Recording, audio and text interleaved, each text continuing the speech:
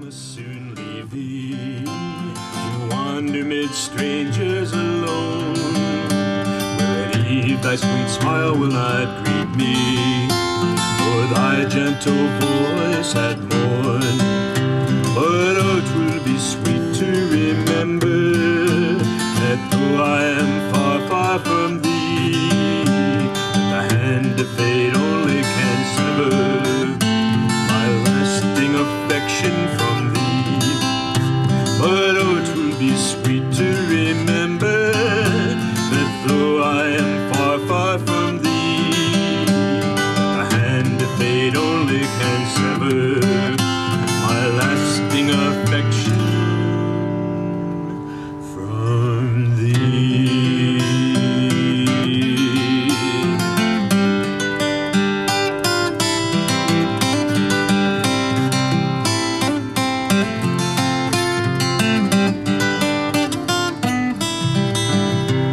But oh, 'twill be sweet to remember that though I am far, far from thee, the hand of fate only can sever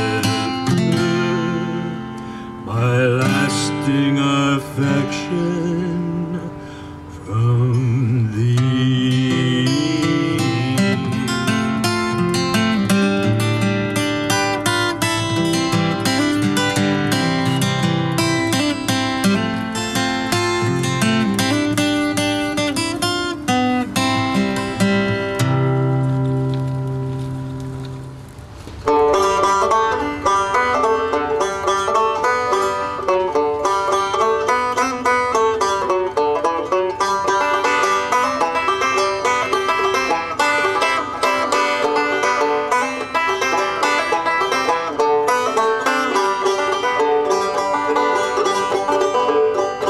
How are you boys? I'm just from camp, feel as brave as Caesar. The sound of bugle, drum and fife has raised my Ebenezer. I'm full of fight, I'd shot and shell, I'll leap into the saddle.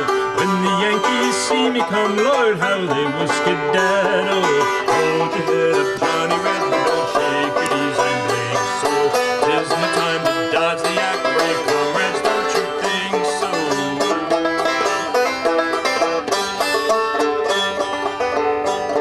I was a plowboy in the field, a gawky, lazy dodger, when the conscript officer come took me for a soldier. He put a musket in my hand, showed me how to fire it. I marched and counter-marched all day, Lord, how I did admire it.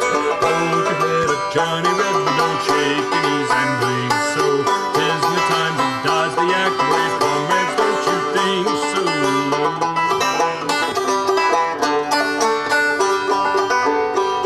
With corn and hog fat for my food, and digging, guarding, drilling, I got as thin as twice skimmed milk and scarcely worth the killing. Now I'm used to homely fare, my skin is tough as leather.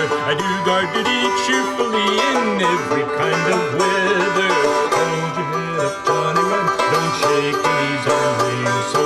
'Tis the time to dodge the yak, brave comrades, don't you think so?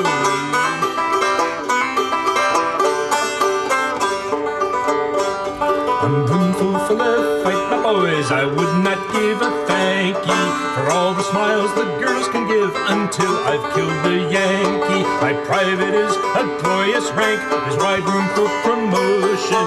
I'll get a corporal's stripe someday when fortune's in the notion. Hold your head up, Johnny Red, don't shake your knees and ring so. 'Tis the time to dodge the yak, brave comrades, don't you think so?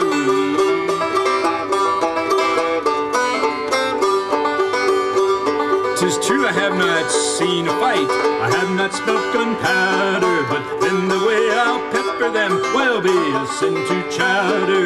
A sergeant's stripes I now will sport, perhaps be color bearer. Then a captain good for me, I'll be a regular terror. Hold your head up, Johnny Red, but don't shake your knees and ring so. 'Tis the time to dodge the yak, brave comrades, don't you think so?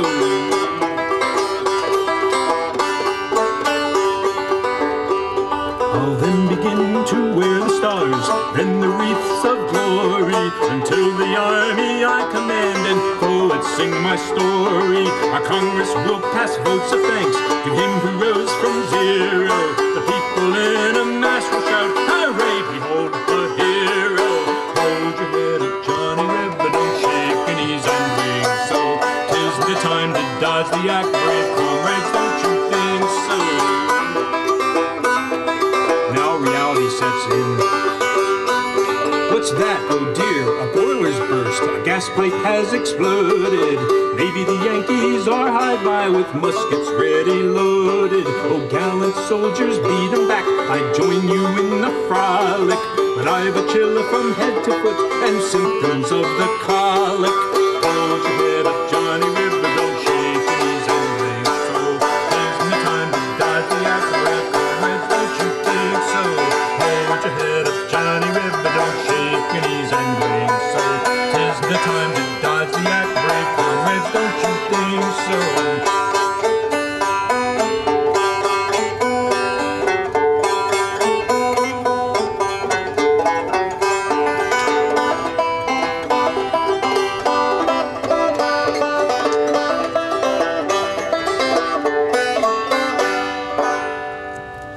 The Valiant Conscript, John Hill Hewitt. Today we'll be actually portraying the performing what they call the 150th anniversary of the Battle of Monocacy, which occurred in July of 1864. Today's event will be showing beginning action of the battle. What actually led up to Monocacy? Well, the Confederates were finding a way to go to Washington, D.C. And of course, Lincoln, very concerned about D.C., wanted to make sure that he had troops out to stop any kind of advances from Confederates. So what had occurred there is Monocacy occurred, which means is that the Federals were at Monocacy and Monocacy Junction. They wanted to protect any of the rail lines or even the roads that would lead to Washington, D.C. And we will have Confederate skirmishers advancing toward the Federal skirmishers. There will also be Federal artillery. What happened during this particular part of the battle is the Confederates were coming down from the north and they were attacking the Federals. They came in at several advances to hit. Luckily, the 10th Vermont on the Union were able to hold off multiple companies of North Carolinians with the assistance of Federal artillery. And so that's what will be occurring today. The Federals will be able to hold their position and be able to protect the junction at least for the morning hours in July 9th of 1864. My name is Barry Decker. I'm the captain of the 2nd Maryland Infantry, Company A of the Confederate Army. And the reason we're here is because there needs to be folks who share the story and to be able to share the story of Maryland and what occurred in Maryland. And my unit is here to represent North Carolinians today, and I know that they will do a fantastic job. If you have any more information, you want to contact me, or please visit our website at www.secondmarylandcoa.com, and that way you'll also be able to find information to reach me. So thank you. The weaponry that you'll notice today that the soldiers will have, there's a 3-band musket. Prior to the Civil War, muskets at that point in time were what I always refer to as pumpkin slingers. They were smooth bore, much larger ball that was used. And with that smooth bore, when the ball traveled out of the barrel, you'd be able to hit a target about 100 yards with some type of accuracy. The tactics they also used at that time were from Napoleon, and they would line up in a straight line, and they'd be fairly close in proximity and would fire at each other. The Civil War is so amazing when you look at the advancement of weaponry. What occurred during the Civil War is that you moved from a smooth bore type of musket into rifling musket.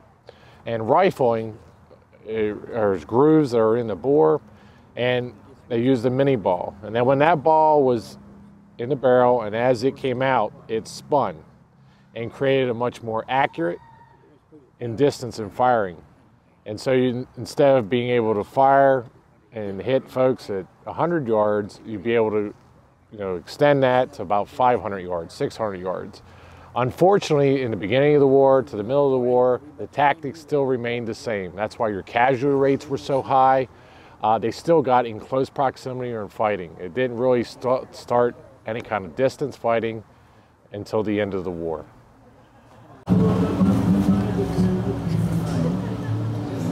Good afternoon.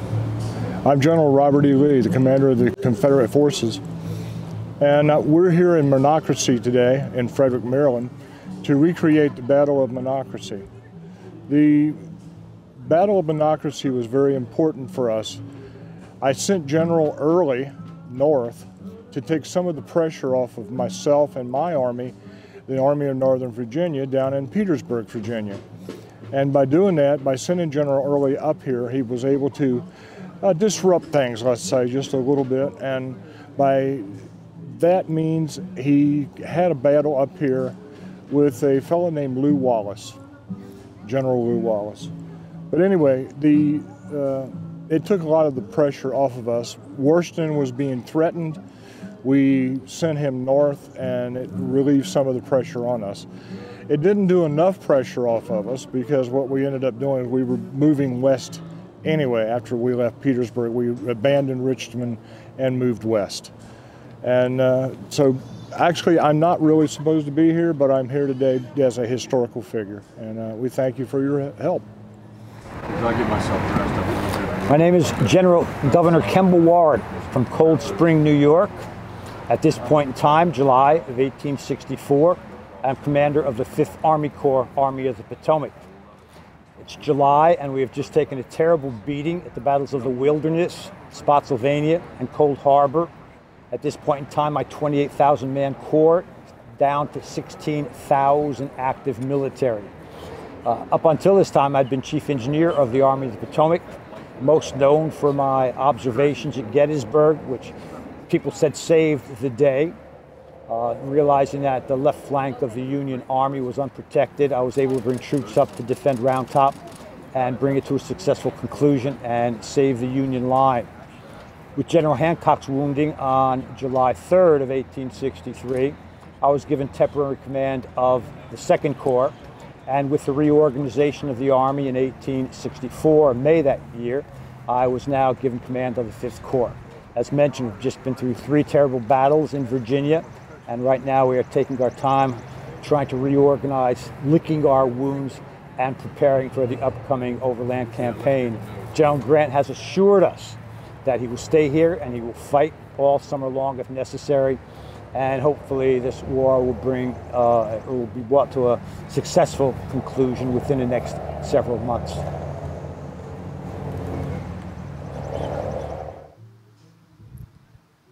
Good afternoon. I'm Joe Collins, member of the Civil War Roundtable, Frederick County.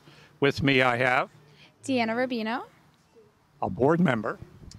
Jim Enright, a past board member. So we're out here at Rose Hill during the Civil War reenactment, and one of the things that brings us here is the 150th anniversary of the Battle of Monocacy.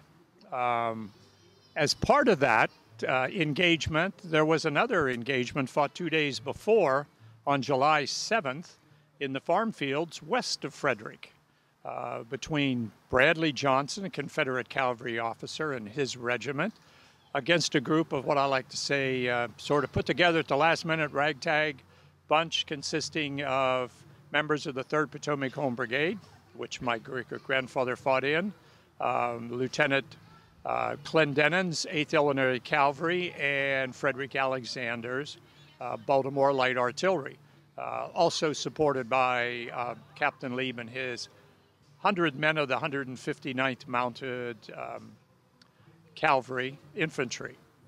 And this particular engagement was important in that it prevented the Confederates from actually occupying Frederick on July 7th, which could have had a terrible impact on Wallace getting the remainder of his veteran troops in that were available to defend Monocacy on July 9th and delay Jubal Early's advance on Washington, and also at the same time deliver him a severe blow in morale, in casualties, and in time. Hi, I'm the membership and newsletter board member of the Frederick County Civil War Roundtable. We have meetings that go from September through May, and we meet the third Thursday of the month, and we have plenty of speakers and topics. We do book raffles at our meetings, and we have volunteer opportunities like this at Rosehill Manor. You can speak with a past board member. Hi there, I'm Jim Enright. I'm a past board member of the Frederick County Roundtable. I was their secretary for many years. And a couple of things you probably should know about the Roundtable. We do have a website. It's Frederick County Civil War.org, and you get a lot of information on there. Speaking of the speakers that we have, we're going to have in October. We're going to have Harold Holzer, who was the preeminent Lincoln scholar in the country, and helped Spielberg when he did the movie Lincoln. He was his advisor. So, and he's going to be speaking in October, and we'd love to have you all come out and see it. And if you live in Frederick, this is the place to go, because this is really Civil War country, and we try to present as much of it as we can. So please come out. Just I'd like to mention in closing that with the help of the Civil War Roundtable, if you go out to the Red Horse Inn out on Patrick Street, there is now a Civil War marker out there that commemorates the engagement that was fought on July 7th. And so hopefully when you're in the area, not only will you visit the battlefield at Monocacy, but you'll stop by the Red Horse Inn and take a look at the very informative marker that commemorates the Battle of July 7th, 1864, the Battle of West Frederick. Thank you.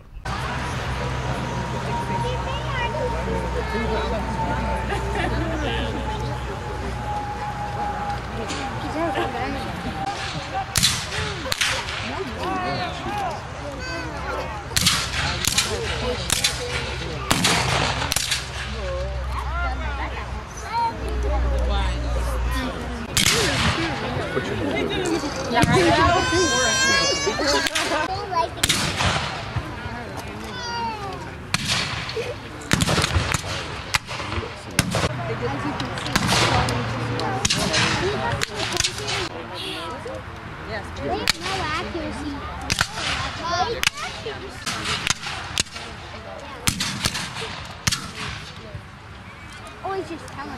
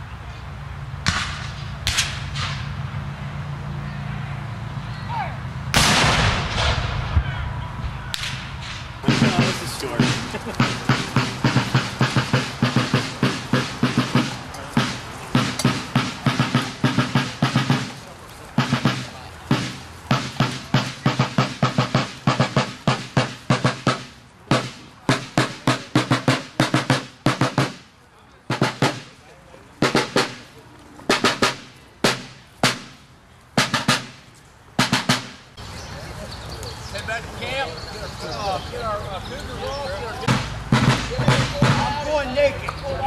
Everything's coming over. Thank God I don't have my glasses.